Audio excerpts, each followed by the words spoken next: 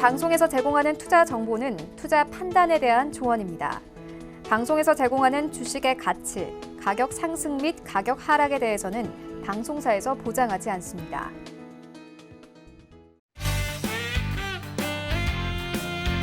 안녕하세요. 주식을 이해하는 가장 쉽고 재미있는 방송 주유소 1, 2부 진행의 도지혜입니다. 이번 주 빅 이벤트죠. FOMC 정례 회의를 앞두고 우리 시장도 관망세가 짙은 모습입니다. 하지만 양시장에서도 각각 눈에 띌 만한 종목들에 대한 이슈들은 여전히 있는 상태인데요. 이런 시장에 대한 이야기, 종목에 대한 이야기 오늘도 두 분의 위원님 모시고 재미있게 나눠볼 테니까요. 1, 2부 여러분들 끝까지 시청해 주시기를 바랍니다. 그리고 저희 주유소 같은 경우는 여러분들의 참여로 이루어지는 방송이니만큼 노란톡과 유튜브 활짝 열어두고 시작을 할 테니까 함께 참여하시면 방송 2배로 재미있게 즐길 수 있다는 점까지 알려드리도록 하겠습니다.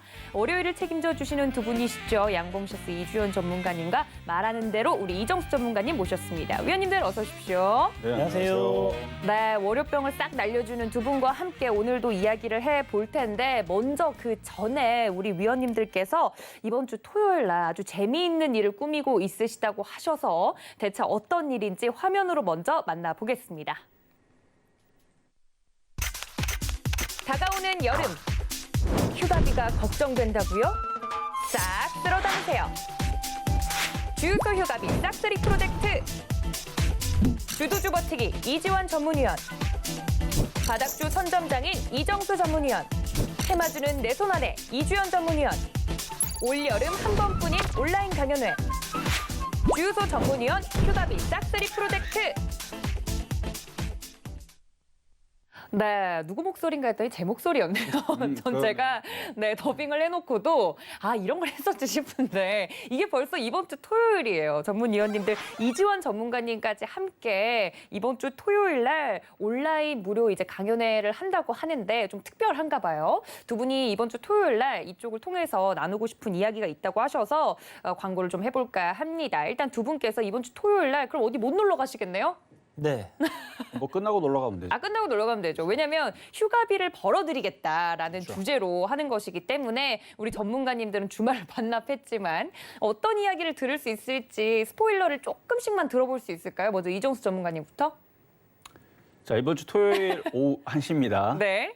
자, 시장이 좋아요. 저는 분명히 계속 좋을 거라 얘기해드렸고, 자, 조만간에 지수가 신고점으로 진짜 신고점 3,266을 단번에 뛰어넘고 좋은 일이 있을 겁니다. 코스닥도 1,000을 넘어갈 거예요. 그러면은 그때에서 여러분들이 뭘 가지고 휴가를 보내는 데 있어서 뭘 가지고 돈을 벌어야 될지 궁금하시잖아요. 그렇죠? 그러니까 여기서 얘기할 수는 없고 왜 웃으시죠? 네, 너무 좋아서요. 휴가비라니. 예. 네, 그렇죠. 휴가비. 그러니까 이번에 제가 볼 때 6월 달, 7월 달 장은 굉장히 괜찮은 시장이 올 것 같아요. 7월 달에 또 그 실적 시즌이기도 하고 그래서 이 정도 만들어 놨으면 이제 코인에서 자금들이 들어올 겁니다. 지금 코인 시장이 무지막지하게 빠졌어요. 지금 지난주 금요일, 토요일, 일요일 지금 3거래일 동안 알트코인들 많이 빠진 애들은 80% 빠졌습니다. 3일 동안. 50% 빠지고 30% 빠지고 뭐 10% 이렇게 빠져가지고 70에서 80% 빠졌는데 어마어마하게 빠졌기 때문에 지금 뭐 현재로서는 알트코인들이 30% 반등 나오지만 그거 본전 복구하려면 그러니까 지난주 금요일로 복구가 되려면 400%가 올라야 됩니다. 그러니까 거의 복구는 제가 볼 때 쉽지 않아요. 그렇다고 해서 이쪽 애들이 그러면 계속 이쪽을 돈을 넣어서 이쪽이 되느냐? 아니요, 이미 벌써 5월 달에서도 그렇고 지금 6월 달에도 마찬가지고 고객 예탁금들이 지금 주식 쪽으로 지금 들어오는 것들이 지금 포착이 되고 있거든요. 그러면은 이제 주식시장만 땡겨 올리면 되는데 저는 여기서 한번 올라갈 거라 보입니다. 그래서 5월 달, 6월 달 지났고 이제 7월 달, 그렇죠? 네. 5월 달, 6월 달, 7월 달에서는 여러분들 휴가비 충분히 벌 수 있기 때문에 그런 얘기를 좀 나누는 시간을 우리 전문가님들과 함께 해서 이주연 전문가님, 그다음에 이지원 전문가님까지 해갖고 이제 3명이서 출연하게 되는데 바로 이제 언택트 강연이긴 하지만 이 스튜디오에서 차려질 겁니다. 그래서 화면으로 여러분들과 참여할 수 있는 그런 강연의 시간이니까요. 많이들 오후 토요일 오후 1시 많이 보시면은 도움 많이 되실 겁니다. 알겠습니다. 시장 굉장히 좋다 이야기하시면서 이번 여름 또 무더울 것 같아서 벌써부터 좀 걱정이 되더라고요. 그렇죠. 무더운 것도 관련주가 또 있죠. 네. 네, 그 종목 이야기는 잠시 뒤에 들어보도록 하고 이주연 전문가님 토요일까지 반납하시고 여기 오실 예정이시잖아요. 네. 네, 저야 뭐 상암동 주민이라 괜찮은데 전문가님들은 멀리서 오시니까 네. 이주연 전문가님 어떤 이야기 해주실지 스포일러 살짝 가능한가요? 뭐 좀 전에 다 얘기를 해주셨는데 네. 이제 여러분들이 어떤 식으로 좀 시장의 하반기에 접근을 할 때 좀 수익을 낼 확률이 높아지는지 섹터에 대한 부분 이제 작년 12월에 이제 대강연에 한번 했을 때 그랬죠. 네. 앞으로 이제 올해 전망 같은 부분들 이야기 드렸던 부분들이 있었는데 요 전망, 그러니까 올해 전망 이야기 드렸던 거 리뷰 살짝 드리고 그리고 앞으로 이제 남은 하반기 어떤 부분들 여러분들 좀 신경 써서 보시는 게 좋겠다. 요 정도 얘기를 드릴 것 같습니다. 알겠습니다. 저희 전문위원님들과 함께하면 하반기가 걱정이 없을 테니까요. 꼭 무료 온라인 강연에 함께해 주셨으면 좋겠습니다. 강연에 관련해서 이제 문의는 노란톡도 좋고 문자 샵 0082번으로 보내주시면 친절하게 안내를 해드리도록 할 테니까요. 많은 참여와 문의 부탁드리고요. 노란톡은 늘 열려있는 그곳입니다. 서울경제TV 주유소 검색하시고 들어오시거나 QR코드 통해서 입장하시면 여러 가지 소식들 받아보실 수 있으니까 토요일 너무 무덥고 어디 밖에 나가기 두렵다 하시는 분들 저희 온라인 강연을 통해서 저희 위원님들과 함께 하반기 미리 준비해 보시기를 바랍니다.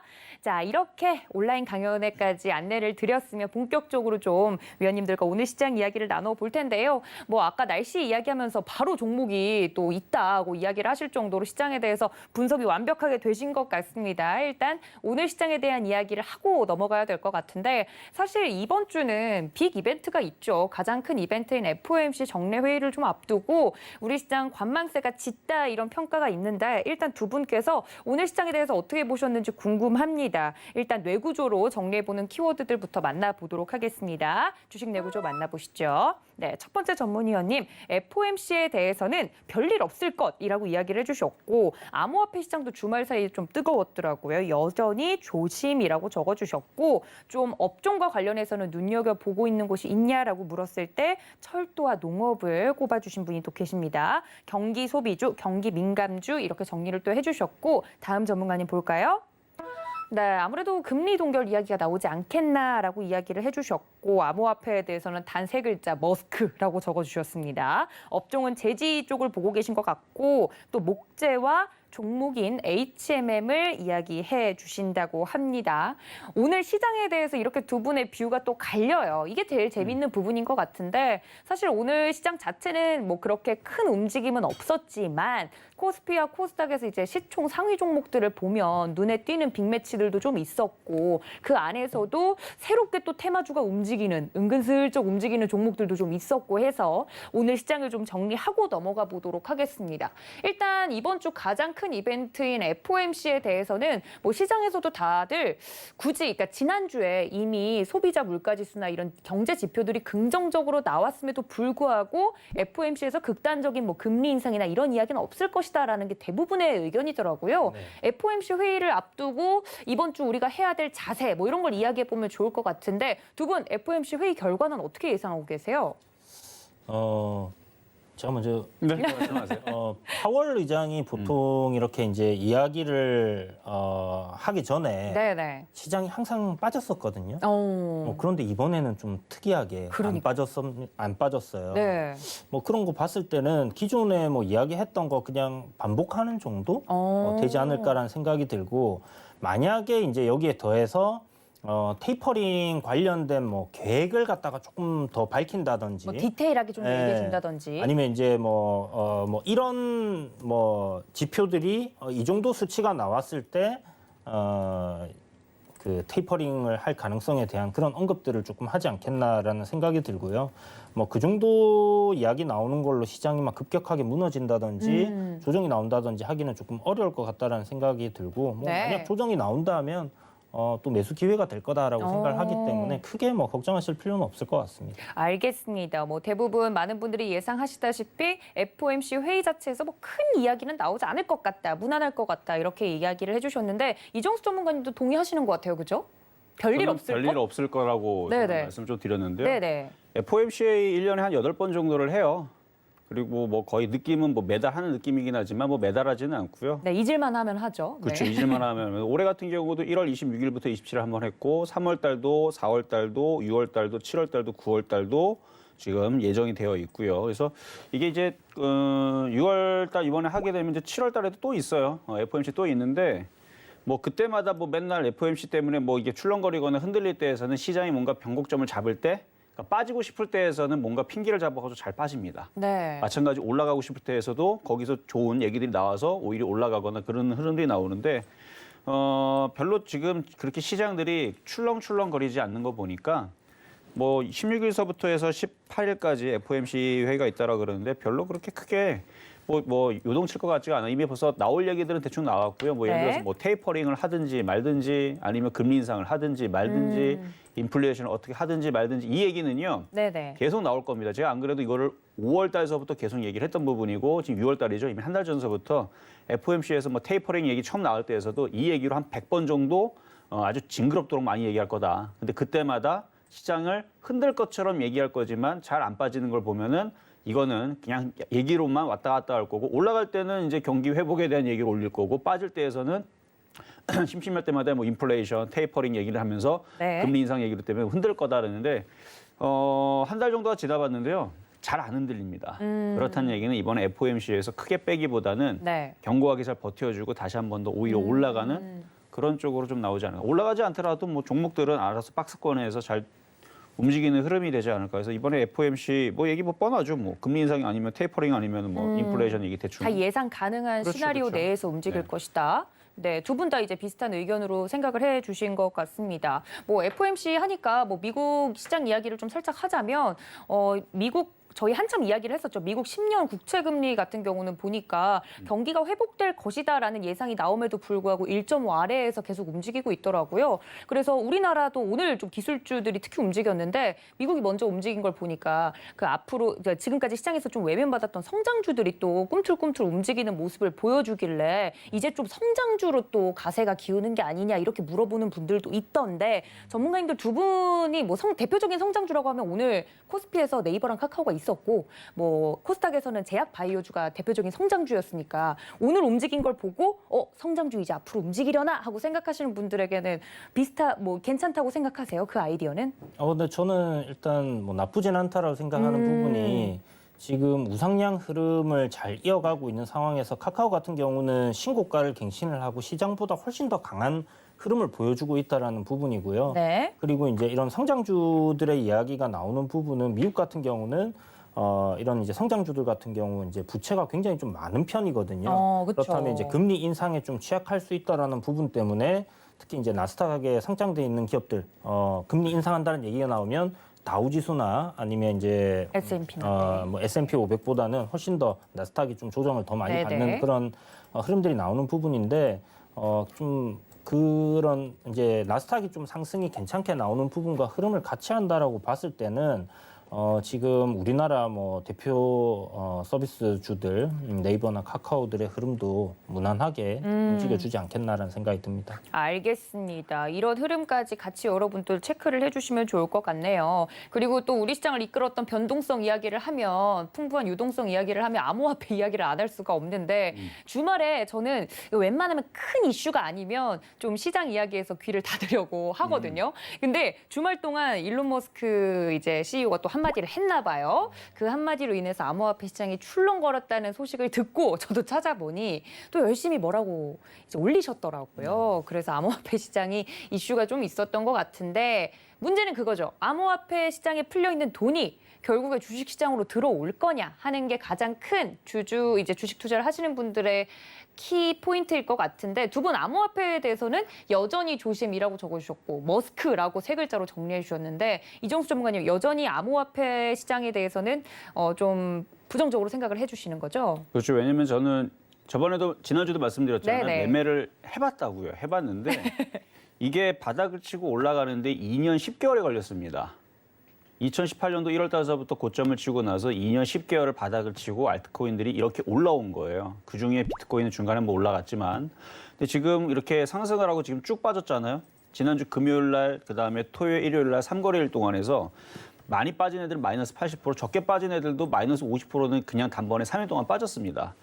근데 이제 비트코인은 그거에 비하면 좀 덜 빠졌죠. 왜냐면은 이제 메인 코인이다 보니까 많이 안 빠졌는데 알트코인이 좀 많이 빠졌어요.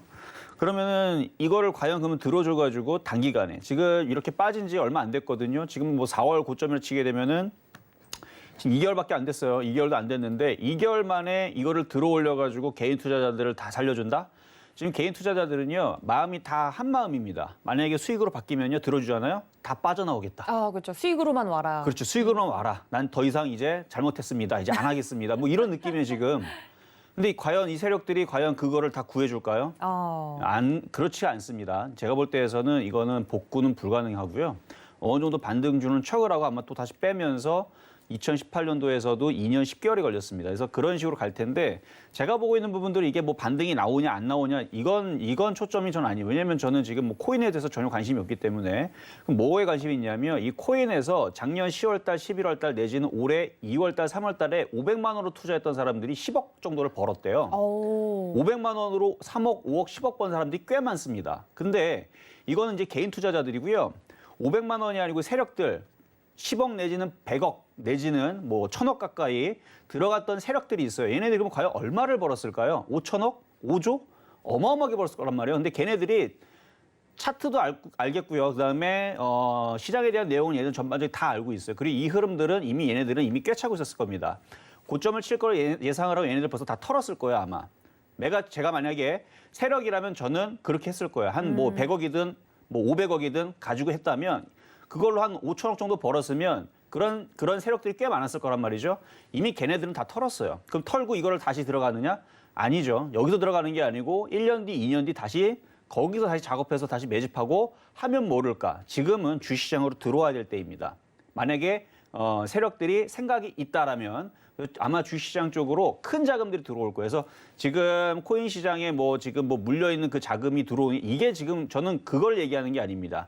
지금 코인 시장에 물려있는 그 많은 20대, 30대 그런 이제 자금들은 못 나와요. 제가 볼 때는. 그거 안타깝지만 그거는 그냥 계속 묻혀두는 겁니다. 근데 그 자금이 들어온다는 말씀을 그러니까 여러분들이 그렇게 이해하실 수 있어서 제가 이해를 시켜드리는 거예요. 그 자금이 들어온다는 얘기가 아니고요. 거기서 정말 큰 돈 번 사람들이 있죠. 개인 투자자들도 500만 원으로 10억 벌었는데 이번에 조금 빠져가지고 한 3억 잃고 7억 정도 남겼거나 5억 정도 남겨놓은 사람들 그런 자금들이 들어오거나 아니면은 몇백억 혹은 몇천억을 벌었던 그런 세력들이 이제 주식시장으로 들어올 때가 됐다는 얘기입니다. 그래서 코인 시장보다는 확실히 주식시장이 좋아질 것이다. 왜냐하면 유동성을 이렇게 풀어놨는데 코인 시장은 지금 계속 규제를 걸고 지금 안 좋아지는 상황으로 가고 있잖아요. 그렇죠. 그리고 지금 상패 유의 종목 25개 이후에서도 또 지정을 할 거라 그럽니다. 그러니까 계속 그쪽은 이제 우리나라만 돈이 안 들어가는 게 아니고 인도, 중국, 일본, 미국 마찬가지 거기 코인 하는 사람들도 거의 더 이상 이제 코인 시장으로는 돈을 안 넣을 거란 말이에요. 근데 전 세계는 계속 돈을 풀잖아요. 그럼 그 돈이 어디로 가겠어요? 부동산 아니면 주식으로 가겠죠? 그동안 주식시장이 못 올라갔던 이유가 코인 시장으로 돈이 계속 들어갔었던 부분들도 있는데 코인의 세력들의 큰 자금들 몇 천조 내지는 그런 큰 자금들 있죠. 그 자금들이 이제 전 세계에 다시 우리나라 꼭 주시장만 들어간다는 얘기는 아니고 미국 시장도 들어가고 인도 시장도 들어가고 베트남 시장인가요? 어딘가 거기는 최근에 계속 폭등한다는 얘기를 제가 들었는데 주말에 베트남이 맞을 거예요. 네. 아마 폭등하는 흐름들이 나오는데 그렇게 지금 그 코인 자금들이 이제 그런 안 올라갔던 아시아 쪽이라든지 아니면 다른 쪽으로 지금 흘러가는 흐름들이 좀 보이고 있으니까 그 부분을 좀 말씀을 좀 드려봤습니다. 알겠습니다. 또 더불어서 대형 코인 코인 정리가 확 본격화되는 게 또 아니냐라는 이야기가 나올 정도로 좀 최근 대규모 코인 상장 폐지 이야기가 나와서 더 맞아요. 이런 민심이 좀 흉흉해진다고 해야 되나요? 코인 시장의 이야기가 좀 나오고 있는 가운데 우리 이주연 전문가님은 세 글자로 정리해 주셨어요. 머스크. 혹시 영상 편지인가요? 아니요, 영상 편지라기보다는 네. 제발 하지 마라 이렇게. 네. 이제 이 머스크 리스크라고 하는데요. 네. 트윗 한번 날렸다 하면 주가가 급락이 나오고 그러니까요. 또 트윗 한번 올렸다 하면 또 급등이 급 나오고. 나오고, 네. 이번에 이제 급락 나오던 상황에서 급락 나왔던 이유가 이제 좀 전에 말씀하신 것처럼 지금 업비트 같은 경우는 코인 한 20개 이상을 상장 네. 폐지를 한다라는 얘기가 있더라고요. 맞습니다. 그래서 이 비트코인이라든지 이제 메인 코인들을 빼고는 좀 상장이 된다라고 생각을 하셔야 될 것 같고, 실질적으로 이제 업비트에서 상장을 한 그런 코인들도 지금 상장 폐지를 한다라고 합니다. 그래서 김치 코인이라고 하죠, 보통. 네, 한국에서 네, 만들어진 한국에서 코인. 이제 만들어지고 한국에서만 거래되고 있는 그런 코인들인데, 그런 코인들을 이제 상장 폐지가 한다라는 이제 이슈가 나오면서 이제 전체적으로 좀 많이 빠졌던 부분이 있고요. 그리고 이제 뭐 또 트위터에 머스크가 이제 친환경적으로 채굴을 할 경우에는 뭐 비트코인을 가지고 테슬라 차를 갖다 결제를 할 수 있도록 하겠다라는 그런 이야기를 했단 말이죠. 친환경, 네. 그래서 이제 뭐 어떻게 보면 이게 뭐 원래 그럼 처음부터 이렇게 얘기를 하던가, 그렇죠. 왜 갑자기 지난번에는 비트코인 뭐 해시태그 하트 브로큰 이런 거 이제 했다가 그렇죠. 네. 비트코인 급락했잖아요. 그렇죠. 괜히 하트 찢어지는 그 네. 이모티콘 써가지고. 그러니까요. 그렇게 해가지고 비트코인 급락 나오고 사람들 피눈물 나게 했다가 갑자기 또 이 해커들이 한마디 경고를 했더니 네. 친환경 네. 방식으로 이제 채굴을 하면 또 네, 된다라고 괜찮다. 얘기를 네. 하고, 그러니까 처음부터 그냥 비트코인 지금대로는 안 되고 친환경 채굴을 한다면 친환경 에너지로 채굴을 한다면 뭐 앞으로도 뭐 이렇게 결제를 할 수 있도록 고려를 해볼 생각이다라고 이렇게 얘기를 했다면 코인도 이렇게 안 빠졌을 거예요. 그렇죠. 좀 그렇- 납득이 갈 정도면. 네, 그렇죠. 그렇기 때문에 제가 봤을 때 사고 팔고 하고 있는 게 아닌가 약간 네. 좀 그런 의심도 좀 많이 되고요. 아마 합리적인 의심일 겁니다. 다들 그렇죠. 그렇게 좀 네. 생각할 수 있는 부분이고, 그래서 이제 코인 하면 머스크 리스크가 이제 떠오르는 이제 그런 상황이다라는 부분이고요. 뭐 그런 부분들 생각했을 때 지금 코인들 지난번에도 말씀드렸지만 이제 비트코인이라든지 이더리움이라든지 이제 딱 메인 이렇게 코인, 네. 메인 코인들만 여러분들이 조금 뭐 자산으로서 생각을 한다면, 저는 사실 이해는 안 되지만 네. 어쨌든 그런 부분을 투자하시는 분들은 최대한 좀 리스크를 회피하실 수 있는 방향으로 하시는 게 좋을 것 같다라는 생각이 들고요. 네. 뭐 주식시장으로 그 자금이 들어올지는 어떻게 생각하세요? 글쎄요, 그거는 잘 모르겠습니다. 이제 좀 네. 전에 이정수 전문가님께서 말씀하신 대로 이제 뭐 큰 세력들이 돈 많이 버신 분들은 그렇게 이제 좀 움직일 가능성이 높다라는 생각이 드는데, 개인 개인들, 투자자분들 네. 아무래도 물려 계신 분들 한번 물어볼까요? PD님 혹시 주식시장으로 돌아오실 생각이 있으신가요? 네, 없으시다고 합니다. 끝까지 버티셔가지고 네. 본전 올 때까지 버티신다는데, 아마 대부분의 개인 투자자분들이 그러실 거예요. 맞아요. 그래서 이렇게 좀 손절을 뭐 이렇게 탁 하고 이렇게 수익이 나오고 있는 상황에서 네. 조금 읽고 뭐 돈을 찾는 거 하고요. 그렇죠. 내가 들어가 있는 돈이 지금 손실이 나 있는 상황하고는 좀 많이 차이가 날 거예요. 그렇죠. 그러다 보니까 아마 개인 투자자분들 쉽게 뭐 코인 시장을 떠나긴 어려울 것 같고, 사실 네. 워낙 변동성이 큰 그 시장이다 보니까 네. 그 사람들이 주식 시장으로 들어온다고 해도 아마 버텨내지는 못할 것 같다라는 생각이 듭니다. 결국은 이제 알겠습니다. 하루 만에 막 몇백 프로씩 왔다 갔다 하는 그런 시장에서 놀다가 네. 과연 주식 시장에 와서 정착을 할 수 있을까? 재미가 없거든요. 그렇죠. 그렇기 때문에 조금 힘들지 않을까. 아마 그래도 좀 큰 손들, 좀 전에 말씀하셨던 것처럼 큰 자금들은 뭐 그 사람들은 뭐 돈을 많이 벌었기 때문에. 그럼요. 어디든 투자는 하겠죠. 그렇죠. 뭐 그래서 그게- 부동산이라든지 뭐 주식 뭐 사실 그렇게 많이 번 사람들 같은 경우는 바닥에 있는 배당주들만 사놔도 아유, 또 그럼요. 돈을 벌어주는 그런 상황이 계속 될 거니까 아마 그렇게 돌아오지 않을까 일부는 생각을 하고, 개인 투자자분들은 좀 힘들지 않을까 이렇게 생각이 됩니다. 알겠습니다. 또 주말 사이에 주식시장이 또 쉴 때 또 이렇게 암호화폐 시장은 뜨거웠다고 하니까 관련돼서 과연 그 자금이 주식시장으로 들어올 수 있을지도 두 분께 여쭈어봤습니다. 다음은 업종으로 키워드를 좀 정리를 해봤는데요. 철도와 농업이라고 적어주신 분 계시고 제지라고 적어주신 분 계십니다.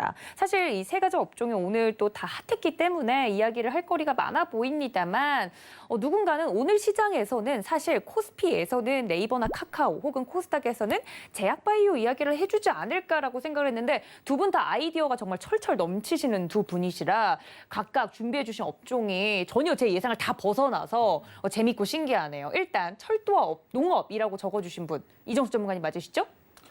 네, 제가 맞고요. 네. 왜냐면 밑에 뭐 경기 소비주 뭐 이렇게 적혀 있는 건 항상 제가 밀고 있는 섹터다 보니까 네. 맞아요.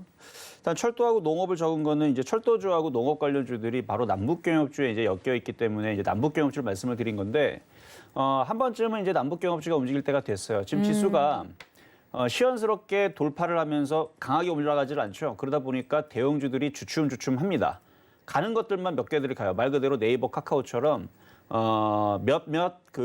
얘도 IT니까 IT의 몇몇 애들만 이제 강하게 움직여주거나 대형주 몇몇 애들만 움직여주고 뭐 최근에 두산도 그랬고요. 가는 애들만 몇몇 가지고 시장은 박스권을 갖춰지니까 이게 지금 뭐 급락도 안 나와요. 빠지지도 않고 그렇다고 뭐 종목들이 급락하는 것도 아니고 그러다 보니까 이게 테마주들과 패턴주들이 잘 움직입니다.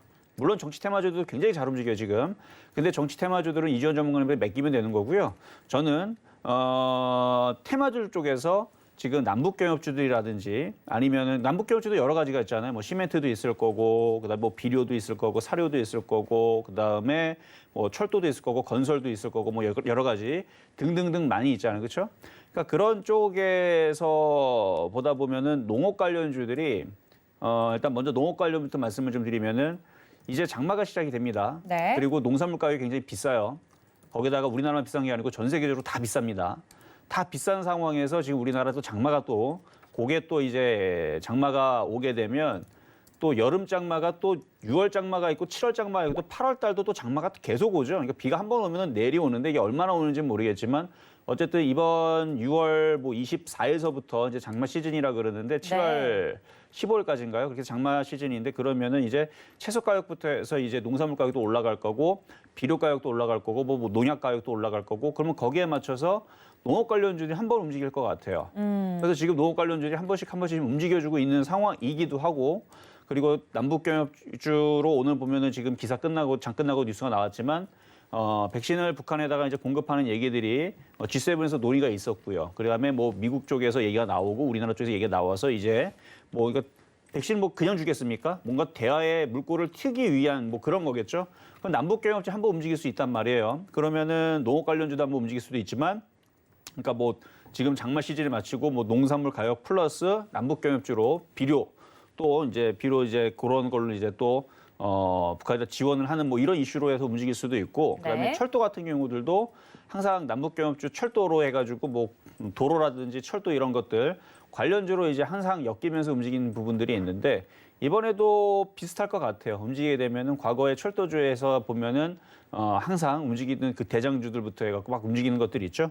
그래서 그런 이제 섹터들 그쪽 업종들 오늘 정도면은 이제는 조금 슬슬 관심을 가져야 되지 않을까 해서 오늘 키워드를 한번 적어봤습니다. 알겠습니다. 철도와 농업 이렇게 좀 정리를 해주셨는데 남북경협주 이제 움직일 때 됐다라는 이야기와 이제 본격적으로 좀 장마철이 시작되면 관련된 농업 관련주들 충분히 오를 만한 시기가 아닌가 정리를 좀 해주셨습니다.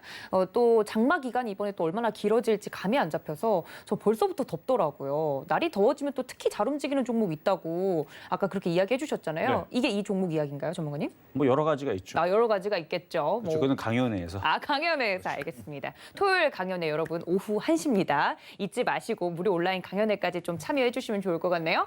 다음은 오늘 또 탑픽주로 여러 가지 꼽혔던 제지 관련 업종을 꼽아주신 이주연 전문가님이신데 제지 관련주 오늘 꼽아오신 이유가 핫해서인가요, 전문가님? 네, 뭐 그냥 오늘 업종 하니까 업종들 중에서 뭐 제약바이오도 있었고 좀 전에 말씀하셨던 그런 뭐 농업이라든지 철도 이제 대북 관련주들도 있었고 그리고 이제 제지 관련주들도 있었는데 그 중에서 이제 제지를 꼽아봤어요. 네. 일단 제지가 지금 펄프 가격이 사상 최대치를 넘어서면서 이제 요 가격 인상을 한다는 그런 얘기가 이제 지금 나오고 있는 상황이거든요. 네. 그렇다면 이제 그동안 이제 제지주들 쇼티지가 좀 난다라고 계속 이야기가 나오고 있었던 부분이고 그런 것들을 생각했을 때 좀 가격적인 부분에서 이제 추가적인 실적 개선도 이루어질 수 있지 않겠나 뭐 이렇게 생각이 드는 부분이라서 네. 제지를 좀 이야기를 했는데 뭐 보면 이제 밑에 목재도 있잖아요. 그렇죠. 목재 가격이 이게 이제 해외 선물을 보게 되면 물론 뭐 그 하루 등락 가지고 이제 뭐 가격이 결정되진 않겠지만 네. 목재 가격이 이제 상하 한선이 5%예요. 그런데 거의 상한가 아니면 하한가로 움직입니다. 그래서 예, 극단적이네요. 네, 거의 이제 상한가 아니면 하한가로 움직이는데 코인. 목재 가격이 지금 어마어마하게 급등을 했어요. 어, 그러니까 특히 이제 목재 같은 경우 우리가 생각해 보면 이제 이 살림이잖아요. 그렇죠.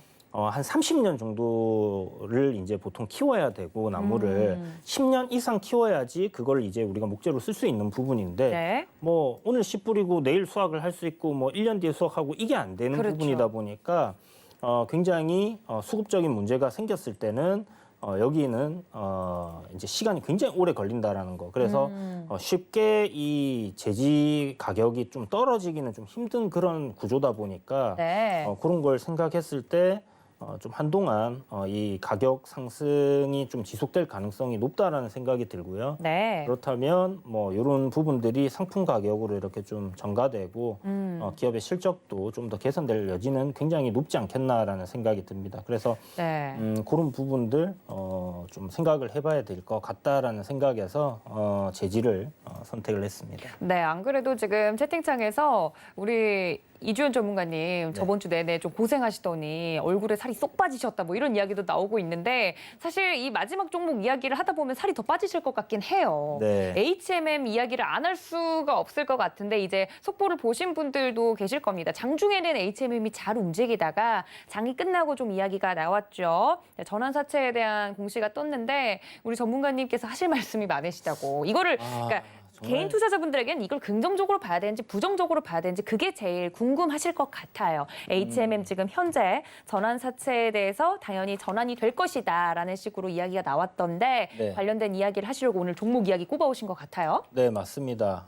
이게 이제 제가 대본을 좀 작성하는 동안에 시간 외에서 이제 이슈가 나오면서 HMM 같은 경우에 이제 좀 지금 시간에서 한 4% 정도 빠졌거든요. 네. 제가 이제 실질적으로 아침 방송 시간 8시 한 30분에 이제 방송 드리는데 6월 7일 날 이제 급락 나오고 나서 6월 8일 아침에 제가 올선과의 이격을 좀 줄이는 양봉이 나올 가능성이 높다라고 이야기를 드렸는데 이야기 드린 대로 그렇게 됐었거든요. 그 부분이 이제 이 4만 원이라는 강한 지지 라인이 있는 부분이고요. 그리고 전저점 부근이었기 때문에 그냥 기술적으로 이렇게 좀 올라올 수 있는 그런 구간이었다라고 생각이 들고 실질적으로 이제 기업이 나오고 있는 실적 그리고 그동안에 선박 발주해 놓은 것들이 투입이 됐다라는 부분 그리고 5월 달에 이렇게 이제 올라 있는 운임이 이제 재계약을 통해서 반영이 된다라는 부분을 생각을 한다면 실적 2분기 실적은 1분기보다 훨씬 더 좋을 가능성이 좀 높다라는 부분이거든요. 그렇다면 여기서 주가가 급격하게 빠지기보다는 좀 박스권의 기간 조정을 거칠 가능성이 높다라고 판단을 했던 부분이고요. 그런 관점에서 이제 이격이 좀 많이 벌어졌기 때문에 반등하는 흐름이 만들어질 가능성이 좀 높다 이렇게 봤던 부분입니다. 그리고 그날 8일 날 또 이제 아침에 9일 날 아침이죠. 양봉을 나오고 9일 날은 오늘은 눌릴 겁니다. 왜냐하면 그 전날 거래량이 굉장히 좀 많이 나왔어요. 그러면 기본적으로 주가가 이제 이런 저항 자리까지 올라오는 경우는 눌리며 만들어질 경우들이 많다라는 부분에서 이제 말씀드렸던 부분인데 거의 지금 뭐 HMM은 제가 예상하는 흐름대로의 주가 흐름이 계속 움직여지고 있었고요. 그런 관점에서 지금 어저께 나온 올선 돌파 그리고 오늘 올선 위에서의 굉장히 이제 안착하는 흐름으로 좋게 나온 부분이 21선 위로 이제 좀 주가가 강하게 튀어 올라올 수 있는 그런 위치였다라고 생각이 들고요. 한 5만 원 정도까지는 단기간에 반등하는 흐름으로 올라갈 수 있는 그런 모습이 보여지고 있었는데 갑자기 거기다 고춧가루를 팍 뿌렸다라고 생각을 해도 되는 네. 뉴스가 나와버렸습니다. 그러니까요. 이제 뭐 다른 뉴스가 아니라 산업은행에서 이제 이 CB 기존에 보유하고 있던 한 3천억치 정도를 가지고 있었는데 요게 이제 주식으로 전환이 되면 6천만 주 정도가 됩니다. 그 부분을 갖다가 주식으로 전환을 할 수밖에 없다라고 이야기를 했고요. 뭐 배임이다 뭐 이런 얘기를 하는데 사실 주주가 없어요. 주주가 이제 기재부고 91%의 지분을 가지고 있는 부분이고 그리고 이대주주라고 하기는 나머지 지분은 뭐 국토해양부 그다음에 해양수산부에서 가지고 있거든요. 네. 그렇다면 정부 기관이에요. 정부 기관이 무슨 뭐 이익을 내야 되는 뭐 그런 은행도 아니고 산업은행 자체가 국가를 위한 그런 이 기업들을 지원을 해주고 국민들의 혜택이 돌아갈 수 있도록 하는 그런 용도로 만들어져 있는 부분을 생각한다면 사실 만기까지 가져간다고 해서 욕을 먹을 것 같지는 않습니다. 그런데 물론 전환을 해서 차익이 한 2조 정도, 2조 5천억 정도 나는데 그 부분에 대한 부분을 뭐 또 다른 기업을 살리는 데 사용을 한다든지 할 수 있는 부분은 충분히 생기겠죠. 그런데 저는 약간의 의심을 한다면 이러한 실적을 내게 됐을 때 성과급 잔치를 하지 않을까라는 좀 그런 공기업이다 보니까 우려감을 좀 표시할 수밖에 없겠고요. 네. 물론 뭐 논리적으로 생각을 했을 때는 납득을 못할 정도는 아닙니다. 당연히 뭐 주식으로 전환하겠죠. 그리고 추후에 매각 절차를 통해서 관련된 지분을 갖다가 지금 현재 보유하고 있는 지분과 함께 이렇게 진행을 할 수 있겠다라는 부분, 뭐 당연히 그렇게 해야 되는 부분이고요. 그렇게 진행을 하겠지만 굉장히 아쉬움이 남는 부분이에요. 왜냐하면 지금 주가 흐름은 너무나 좋았기 때문에 여기서 추가적인 상승 흐름이 굉장히 잘 나올 수 있는 그런 여러 가지 여건들을 갖추고 있었고 최근에 이제 보시게 되면 반등 흐름이 나오는 동안에 기관과 외인들의 이런 매수세도 한 이틀 정도 바닥권에서 이제 잘 받쳐주고 있는 그런 상황이었거든요. 네. 이런 부분을 생각을 한다면 이번 산업은행에서 이제 발표하는 시점이 왜 지금 굳이 뭐 그냥 조용히 전환을 해도 되는 부분이고 그러니까요, 다가왔을 때 대대적으로. 네. 전환을 해도 되는 부분인데 굳이 이렇게 천명을 하고 그리고 이 전환한 주식에 대해서 어떻게 할 건지에 대한 내용은 안 나와 있어요. 그렇죠. 결국은. 그렇기 때문에 이런 투자자들에게 굉장히 좀 불확실성을 안길 수 있는 그런 발표가 아니었나라는 좀 생각이 들기 때문에 그러니까 심리적인 압박만 주는 그런 공지였다라는 거죠. 네, 그렇죠. 결국은 뭐 할 수밖에 없다. 뭐 할 수 있다라고 대부분 생각을 하고 있었던 부분이기 때문에 네. 굳이 한다면 앞으로의 이제 매각 절차와 함께 이 지분을 갖다가 시중에서 이제 매각을 할 건지 아니면 계속 보유를 해서 기업을 매각함과 함께 이제 정리를 할 건지에 대한 그런 부분들도 좀 명확하게 해주셨으면 좋지 않았을까 하는 아쉬움이 좀 남는다 이렇게 말씀을 드려야 될 것 같습니다. 네, 산업은행의 이제 이야기가 좀 HMM 주주분들에게는 아쉬운 그런 결정이 아니었나라는 이야기를 해주셨습니다. 그러면 우리 흠버지라고 불리우는 흠슬라의 아버지라고 불리우는 이주연 전문가님의 한 줄 정리를 해보자면 어떻게 정리해 볼까요? 사느니 개인 투자자들을 죽였다. 라고 좀 네. 말씀을 드려야 될 것 네, 같습니다. 사느냐 죽느냐 그것이 문제로다. 같이 한 줄 정리를 좀 하고 HMM 전환사채 이슈는 정리해 보도록 하겠습니다. 자, 다음 이슈는 이제 저희가 이야기는 끝이 났고 다음 코너인 애프터스탁으로 좀 넘어가 볼까 합니다. 애프터스탁 장이 끝난 뒤에도 움직인 여러 가지 이슈들이 있는데요.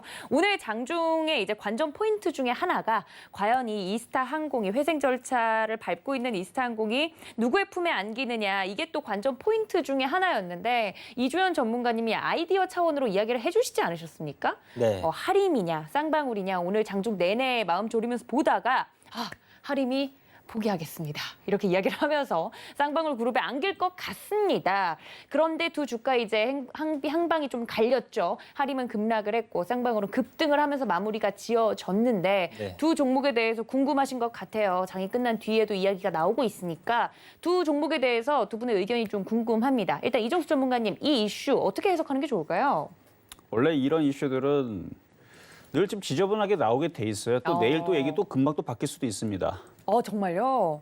원래 그래요, 원래. 뭐 예를 들어 쌍방울이 우리도 안 하겠다 뭐 이런 식으로 뭐 그럴 수도 있고요. 오, 네, 실제로 네. 그래요. 우리도 그럴 수도 아이고 있고 그리고 하림도 안 하겠다 했다가 갑자기 또 하는 경우들도 이게 이런 그래요? 경우들이 흔하기 때문에 일부 단객인가요? 그거는 뭐 세력들한테 물어봐야 될 것 같아요. 정말 밀당인 건지 네. 아니면은 뭐 원래 숨은 뜻이 있었던 건지. 원래 네. 이제 변덕이 심한 건지 어쨌든 그래서 저는 이렇게 좀 떠 있는 종목에 대해서 특히 인수합병 얘기가 나오게 되면 바닥에서 잡은 거 아니면 저는 별로 추천해드리질 않아요. 그리고 오늘 장중에서도 이미 그 얘기들이 시중에 돌았어요. 그렇죠. 네. 중간중간. 뉴스가 나오기 전에 이미 벌써 흘렀다라는 얘기는 무슨 얘기냐면 이게 진짜 정말 중요한 정보면은 그거를 잘 숨기거든요. 근데 이게 벌써 시중에 먼저 흘렀다라는 얘기예요. 그리고 나서 정말로 그 흐름들이 그렇게 나온 건데 그래서 뉴스는 장 끝나고 나왔죠.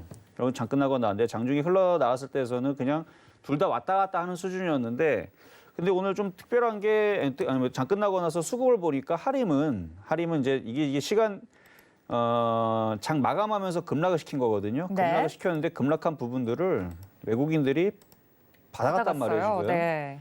받아갔단 말이에요. 그래서 얘네들이 또 무슨 또 장난을 칠까 저는 좀 그 생각이 좀 들어요. 근데 저는 이렇게 떠 있는 종목에 대해서는 항상 그런 이슈가 있을 때에서는 조심하라 말씀을 드리고 싶은 부분이 제일 크고 네. 일단 저는 두 종목 둘 다 관심이 없습니다. 관심이 없는데 네. 이렇게 복잡하게 이렇게 하는 애들은 우리가 이제 똥이 무서 피하는 거 아니죠, 그렇죠?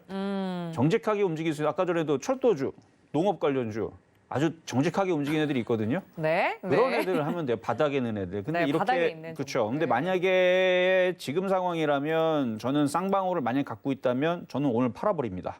그러면 이거 감사합니다, 땡큐 하고 이게 수익 많이 났으니까 팔면 되는 거잖아요, 그렇죠? 나 같으면 팔겠다. 네. 그렇죠. 갖고 있는 사람은 팔면 되는 거고 더 올라가면 배 아프지만 냅두면 그냥 어차피 뭐 빠이빠이 손을 들어주고 보내주면 되는 거고요.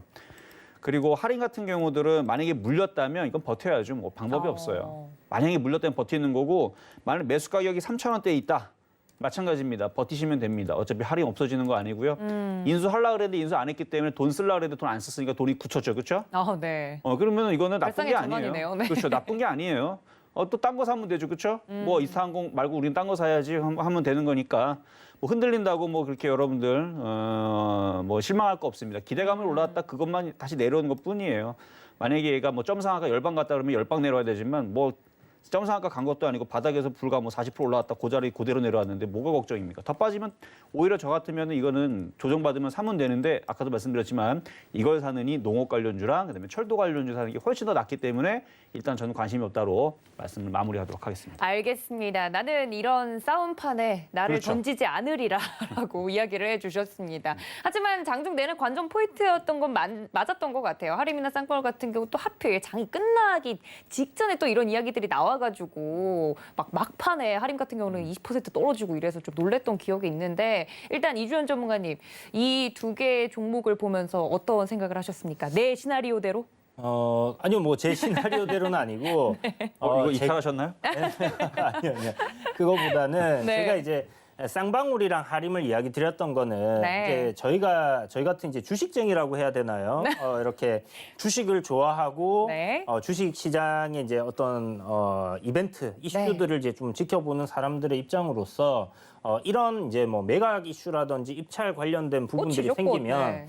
뭐 굉장히 좀 하나의 큰 이벤트로 그렇죠. 어떻게 될 것인가 하는 그런 부분들을 생각해 볼 수 있는 부분이고요. 그리고 특히 이제 사람들의 관심을 많이 받는 그런 부분이다 보니까 주가 변동성이 이제 장중에 굉장히 커요. 그러면 거기서 이제 트레이딩 관점에서 여러분들이 뭐 단타를 하든 단기를 하든 뭐 짧게 수익을 또 낼 수 있는 부분들이 있다라는 생각에서 지난번에 또 이야기를 드렸던 부분이고 개인적으로는 제가 봤을 때 이제 두 기업 중에 쌍방울과 하림만 놓고 보자고 하면 사실 지금 현재 쌍방울의 재무구조상 외부 자금을 차입해 와야지 이 이스타항공을 정상화시킬 수 있다라는 관점이었거든요. 무리였다는 거죠, 그렇죠? 예, 이게 좀 힘들지 않을까? 물론 뭐 제가 쌍방울 관계자가 아니기 때문에 네.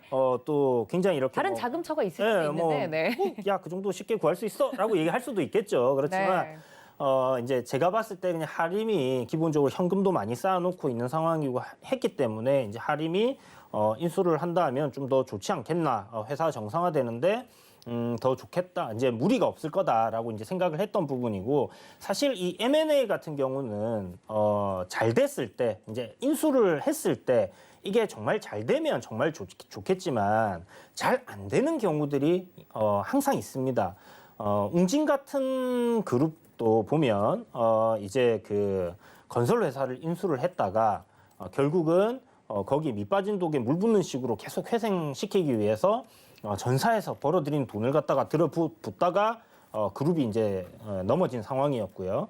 뭐 그런 경우들 승자의 저주라고 여러분들 많이 들어보셨을 거예요. 그래서 지금 현재 뭐 이스타항공을 정상화시키기에는 한 3천억 정도의 자금이 필요하지 않겠나라는 생각이 드는 부분인데 그 정도 자금을 지금 과연 쌍방울이 차입을 해서 정상적으로 이렇게 진행을 할 수 있을까라는 생각을 해봤던 부분이고요. 네. 뭐 어찌됐든 뭐 하림이 만약에 가져갔을 때도 그 정도의 출혈을 감내를 하고 이렇게 정상을 시켜야 되는 부분이었기 때문에 그런 부분들을 생각을 했을 때는 오늘 할인 기관이나 이렇게 네. 많이 매수를 한 거 보면 아까 이정수 전문가님 말씀하신 것처럼 돈 굳었다. 네, 그렇죠. 하고 있는 사업 잘해라. 그런 의미로 매수가 들어온 거다라고 볼 수 네. 있는 부분이에요. 닭고기를 그리고 잘 팔면 되죠. 네. 네. 그래서 사실 지금 쌍방울은 보유자분들 별 걱정이 없을 거예요. 많이 올랐기 때문에. 내일 갭 떠서 더 올라갈지 어떻게 될지 모르겠지만 네. 크게 문제는? 걱정이 없으실 네. 거고 할인 같은 경우는 이제 급락이 나왔기 때문에 좀 걱정이 그렇죠. 위에서 물리신 분들은 걱정이 되실 텐데 장 출발할 때 내일 네. 사실 할인은 크게 걱정하실 필요 없다라고 생각을 하고요. 올해 1분기 실적이 턴어라운드가 됐거든요. 그러면 요게 한 88억 정도의 이제 영업이익을 냈는데 전체적으로 올 한 해 계속해서 이렇게 잘 실적을 다듬어 간다고 하면 제 생각에는 한 350억에서 한 400억 정도 영업이익을 달성할 것 같습니다. 그러면 크게 지금 무리 없는 수준의 주가가 놓여 있다라는 관점에서는 다시 한번 올라갈 가능성 있다라고 생각을 하시고 네. 그냥 보유 관점이나 추가 매수 관점으로 이렇게 접근을 하시는 것도 나쁘지 않다 이렇게 생각이 듭니다. 복날이 오고 있잖아요. 그렇죠, 그렇죠. 저도 할인에 대해서 이제 걱정하시는 분들이 계실 때 날이 또 더워지고 네. 몸보신과 관련된 이슈가 또 나오면 한 번쯤부터 움직여주지 않을까라는 생각을 하고 있습니다만 또 보유자분들은 이렇게 급락하면서 장이 마감이 됐기 때문에 내일 장 초반에 좀 걱정이 크실 것 같은데 할인과 또 이제 쌍방울에 대해서 자세하게 두 분 다 이야기를 해드렸으니까요. 살짝 아이디어만 바꿔서 생각하면 나갈 돈 굳은 기업도 있고 아니면 무리해서 이렇게 또 인수를 하느니 이미 인수 결정자가 또 결정이 되어 있는 시스템으로 경쟁 입찰이 이루어지는 부분이 있기 때문에 이 부분까지 생각을 하면 두 기업에게 무리가 안 가는 선에서 마무리가 지어지면 좋겠다. 그리고 이런 주식시장에서 참여하시는 분들이 관전할 만한 M&A라는 게 굉장히 또 빅 이벤트이기 때문에 이 부분에 대해서 자세하게 다뤄봤고요.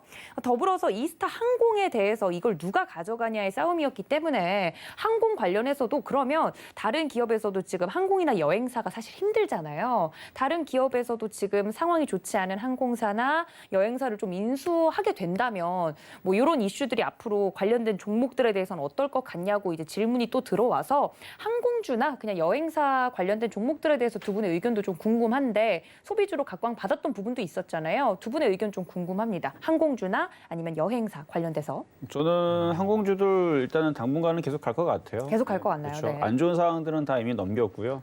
나중에 이제 계속 합쳐지거나 하는 부분들은 내년이나 좀 있을 것 같아요. 지금은 어느 정도 그래도 적자에서 아직까지 흑자까지는 좀 바라기 좀 어렵지만 적자가 많이 줄어드는 부분들, 그러니까 끝까지 한번 버틸 때까지는 버텨보겠죠. 근데 내년 되고 내후년까지는 모르겠어요. 내년 됐을 때에서 소비가 많이 살아났는데 그리고 지금 여행 티켓이 지금 이제 슬슬 주문 건수, 예매 건수들이 지금 벌써 5배 정도 증가했다는 얘기도 있고, 네. 올 추석이라든지 연말에서 계속 해외 여행자들이 많을 거다라는 지금 예상들이 지금 기사들이 많이 나오고 있거든요.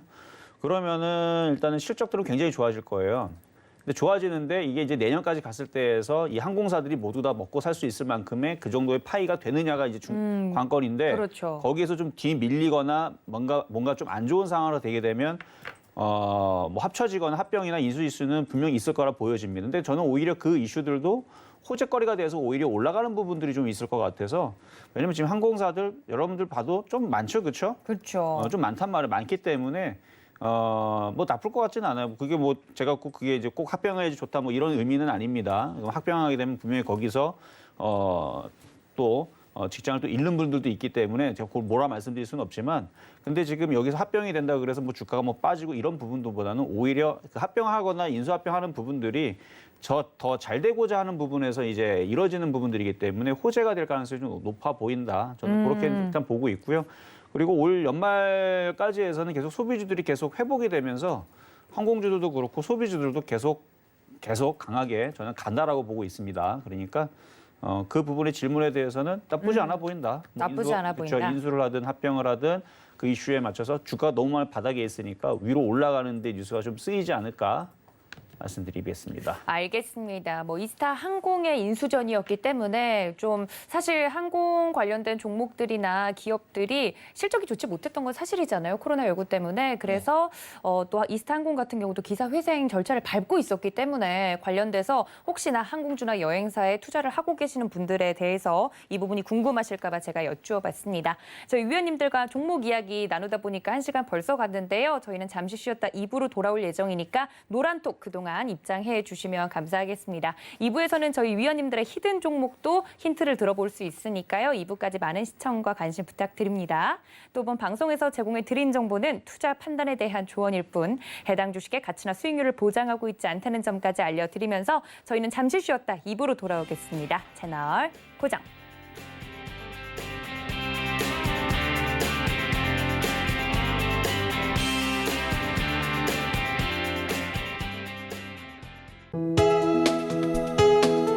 본 방송에서 제공하는 투자 정보는 투자 판단에 대한 조언입니다. 방송에서 제공하는 주식의 가치, 가격 상승 및 가격 하락에 대해서는 방송사에서 보장하지 않습니다.